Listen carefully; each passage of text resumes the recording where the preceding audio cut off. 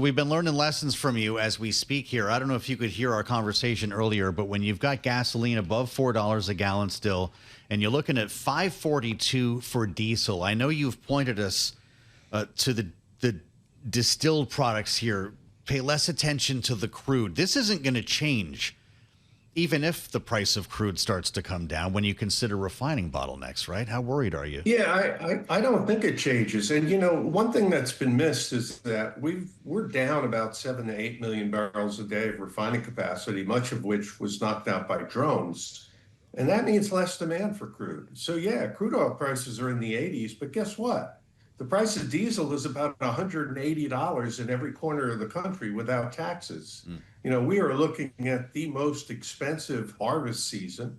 I live in New Jersey, so we don't harvest much of anything. But, the rest of the country, you're looking at prices that have never been this high ever.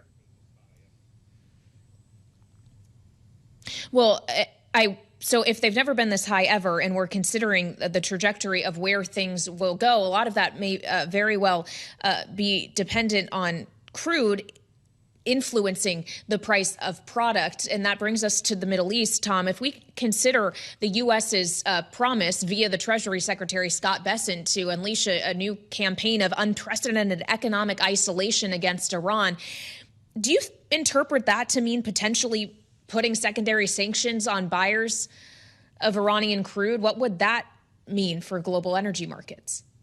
Well, I think it certainly means we're not going to have full and unfettered access to crude oil, whether it comes from the Persian Gulf or the Red Sea, or comes from the Caspian or Russia.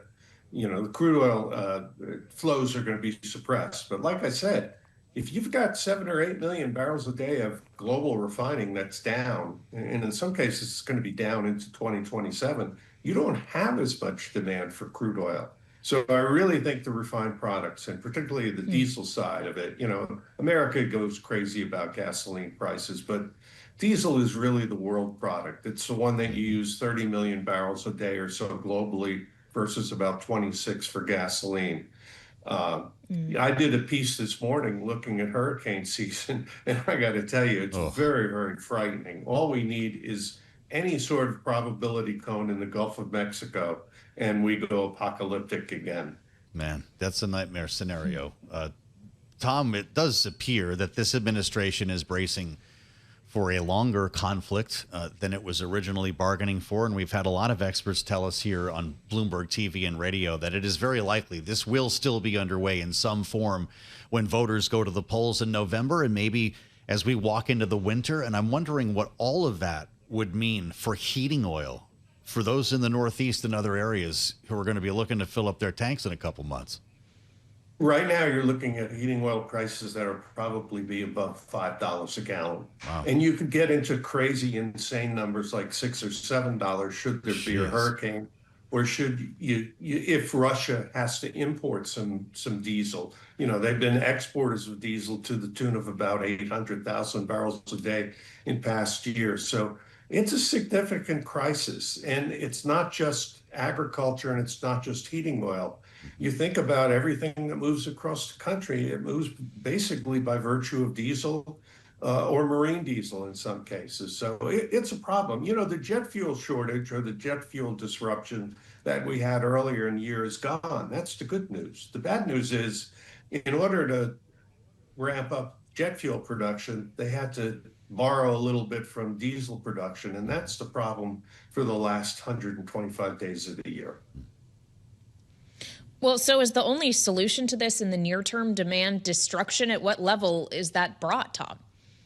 Well, I think, you're seeing demand destruction in terms of refineries. Refiners can buy. If they're going to sell something for $180 or $130, there's no risk in buying.